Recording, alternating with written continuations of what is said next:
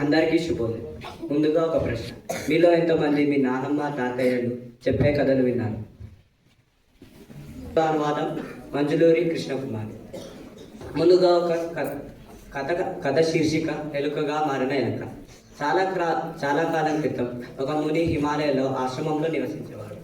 అతను ధ్యానం చేసేటప్పుడు ఒక ఎలుక చాలా భయంగా అతని దగ్గరికి పరుగుతూ వచ్చింది.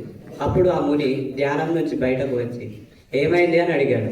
అప్పుడు ఎలుక, నా ఆజన్మ శత్రువు పిల్లి నా వెంట పడుతుంది నన్ను చంపడానికి అని చెప్పాడు.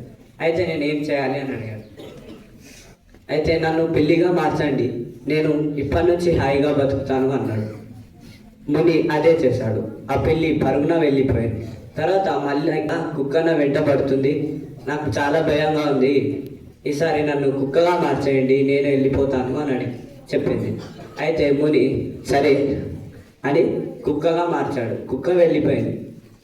మళ్ళీ ఇంకొంచెం కాలానికి మళ్ళా వచ్చింది ఆ కుక్క వచ్చి, కుక్క కన్నా ఇంకొకటి అడవికి రాజట, సింహం అందరినీ భయపడుతుంది, ఎవరినైనా చంపేస్తుందట అని చెప్పింది. అయితే నేనేం చేయాలని మళ్ళీ అడిగాడు ముని. అయితే నన్ను సింహంగా మార్చండి, నేను హాయిగా బతుకుతాను, అడవిని పాలిస్తాను అని చెప్పింది. అయితే అది అలానే చేశాడు ముని. తర్వాత కొంతకాలం అది హాయిగా బ్రతికింది. దాని తర్వాత మళ్ళీ వచ్చింది ఆ సింహం వచ్చి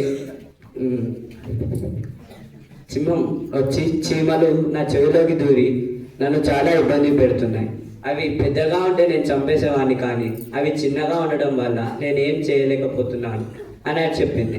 అయితే ముని సరే నేనేం చేయాలి అని మళ్ళీ అడిగాడు. నన్ను చీమగా మార్చేయండి, నేను వెళ్తాను అని.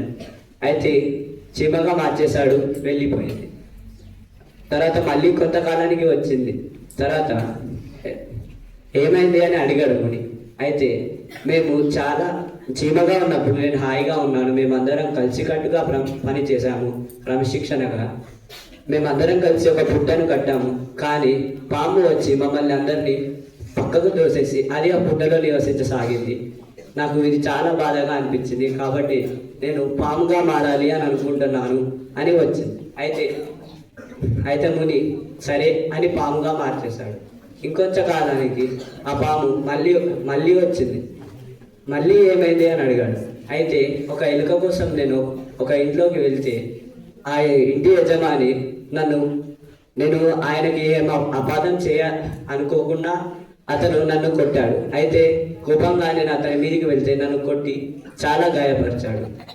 కాబట్టి నేను ఈసారి మనిషిగా మారాలి అని అనుకుంటున్నాను అని అంది. అయితే ముని అలానే చేశాడు.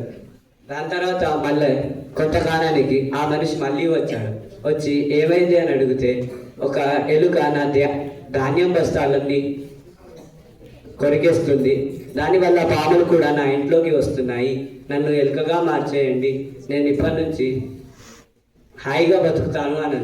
దాని తర్వాత మళ్ళీ ఆ ఎలుక వచ్చింది.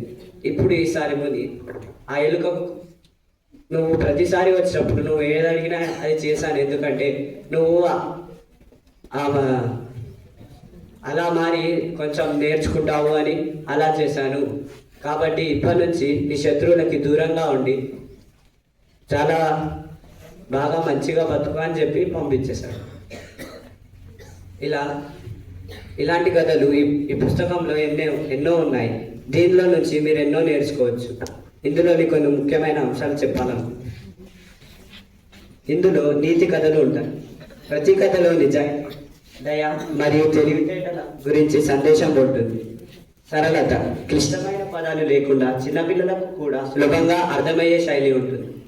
సంస్కృతి, మన భారతీయ సంప్రదాయాలను, కుటుంబ విలువలను ప్రతిబింబిస్తుంది. వస్తువులు, ఇందులో రాజులు, సామాన్యులు మరియు జంతువుల కథల ద్వారా జీవిత పాఠాలను నేర్పుతుంది. ధన్యవాదాలు.